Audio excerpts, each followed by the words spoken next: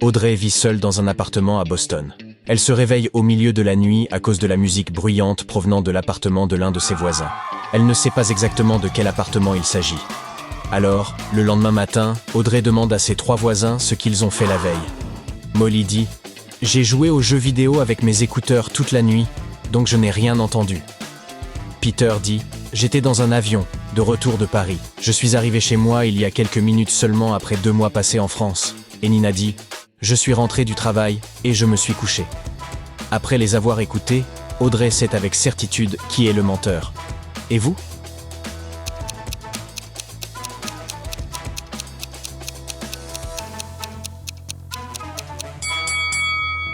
C'est Peter. Il dit qu'il vient de rentrer de France. Mais regardez sa table. Il y a des pommes fraîches dessus. S'il avait été absent pendant tout ce temps, elles seraient pourries. Audrey vérifie sa boîte aux lettres. Oh non, mauvaise nouvelle. Le bâtiment où elle loue son appartement est sur le point d'être démoli. Elle n'a qu'une semaine pour trouver un nouveau logement et déménager. Audrey commence à chercher sur Internet. Mais malheureusement, elle a oublié son mot de passe pour le site de location immobilière.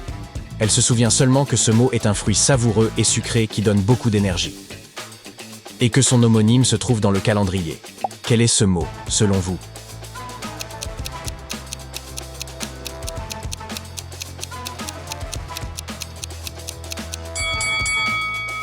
Le mot de passe correct est date. Yes! Audrey se connecte enfin et consulte les annonces de location. Elle trouve 3 options. Pouvez-vous l'aider à choisir le meilleur appartement ?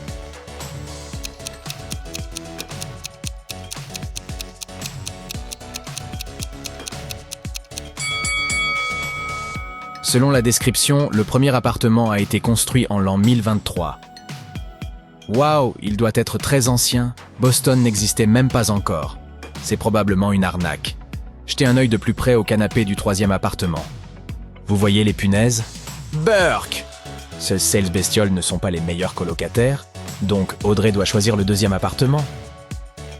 Ok. Audrey réserve ce nouvel appartement. Mais malheureusement, elle n'a pas assez d'économies pour payer la caution demandée. Elle décide donc de participer à un jeu télévisé. Le gagnant doit recevoir 50 000 $. Audrey s'en sort plutôt bien. Enfin, le moment de la dernière épreuve arrive. Audrey doit mettre sa tête dans l'une de ces 3 boîtes. Il y a des fils électriques pleins d'étincelles dans la première. Il y a une dionée attrape-mouche dans la 2e boîte. C'est une plante carnivore. Et il y a des dizaines de scorpions venimeux dans la 3e boîte. Pouvez-vous aider Audrey à gagner le prix sans se mettre en danger ?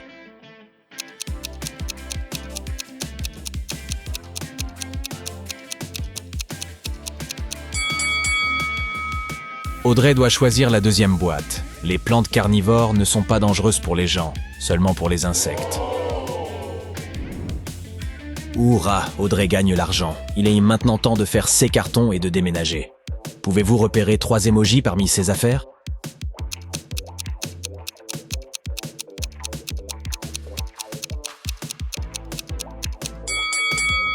Les voici. Audrey se rend dans son café préféré pour faire une pause. Voyons si vous pouvez trouver 3 émojis dans cet endroit.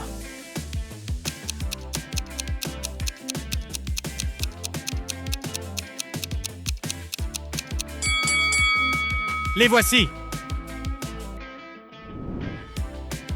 Audrey explore son nouveau quartier. Soudain, elle voit quelque chose de curieux. C'est toujours en train de couler, mais ça reste à la surface. Qu'est-ce que c'est ?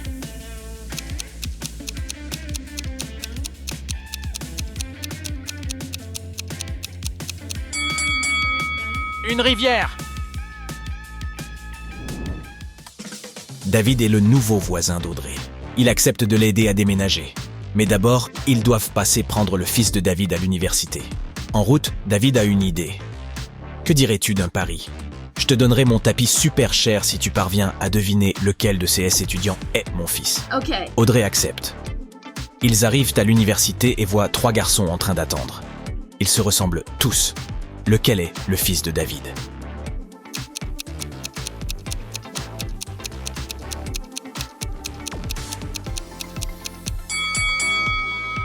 C'est l'étudiant sur la gauche.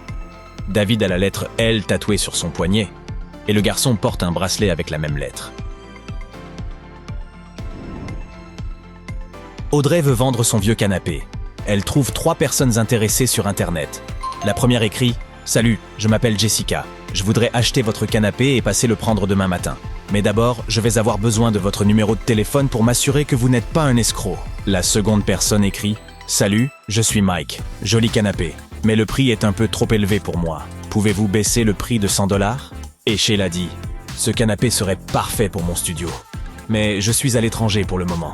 Pouvons-nous reporter la livraison à la semaine prochaine ?» À qui Audrey devrait-elle vendre son canapé?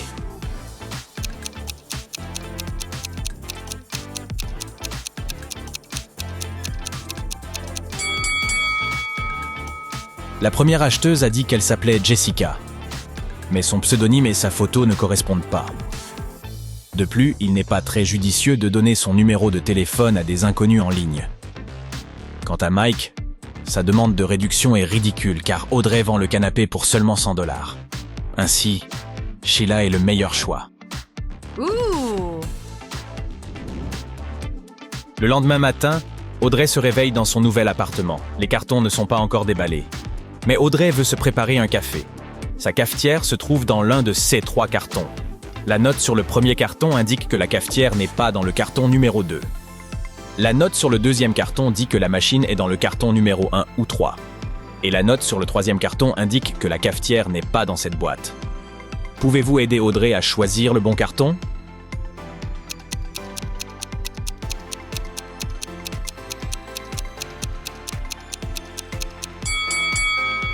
Si la machine à café n'est pas dans le deuxième carton, elle est soit dans le premier, soit dans le troisième carton. Mais la note sur le carton numéro 3 dit que la machine ne s'y trouve pas. Donc, elle doit être dans le premier carton. Maintenant, Audrey doit retrouver quelque chose d'important. Cette chose possède un œil mais ne peut pas voir.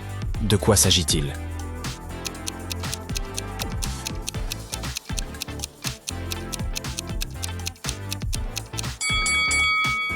D'une aiguille. Voici ce qu'Audrey cherche maintenant. Cet objet protège et il se trouve sur une arête. Une personne peut voir directement à travers lui, tandis que les autres se demandent ce qu'il cache. Quel est cet objet?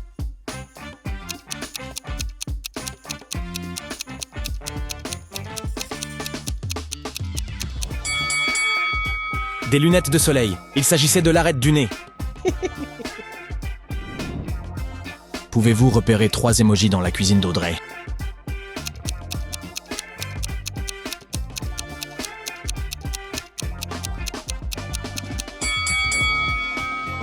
Les voici.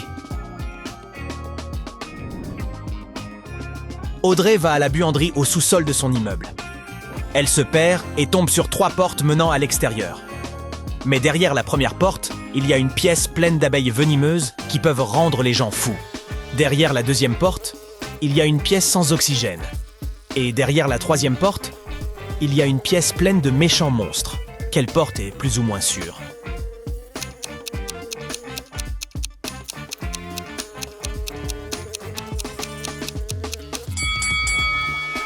La pièce sans oxygène semble être l'option la plus sûre. Audrey doit retenir son souffle et la franchir rapidement jusqu'à la sortie. Audrey s'apprête à quitter le sous-sol, mais elle tombe sur un voisin nerveux qui lui dit « Je viens de voir un crocodile. Il est entré dans la chaufferie. » Audrey s'y rend pour vérifier, mais elle ne trouve rien. Comment le crocodile s'est-il échappé?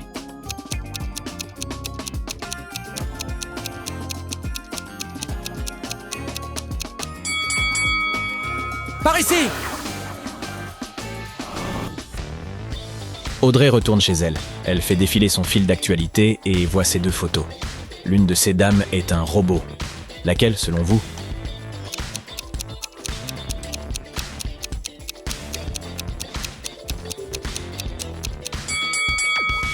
Cette dame à gauche a un bidon d'huile de moteur dans sa salle de bain. Mais cela ne prouve pas qu'elle est un robot. En revanche, la personne dans la cabine de toilette a d'étranges fils sur le corps. C'est donc elle le robot. Audrey se rend dans un magasin de meubles. Là, elle voit un groupe de clients. Mais ce n'est pas si simple. L'un d'eux est un loup-garou.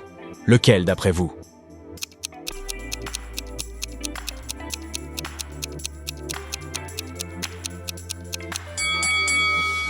C'est la troisième dame. Ce sgriffe sont fait des trous dans ses gants. Elle est en train de se transformer. Audrey se rend au centre commercial pour prendre un café et manger un beignet à la fraise. Elle laisse son plateau avec sa commande sur une table et s'éloigne un moment pour donner un pourboire au serveur. Mais quand elle revient, elle découvre que son goûter a disparu.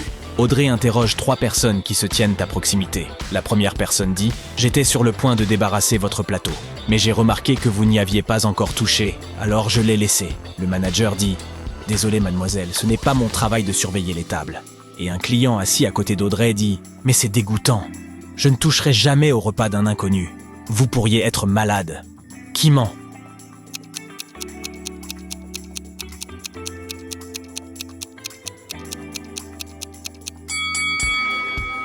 Le manager, il a de la garniture de beignets sur le visage. Au voleur.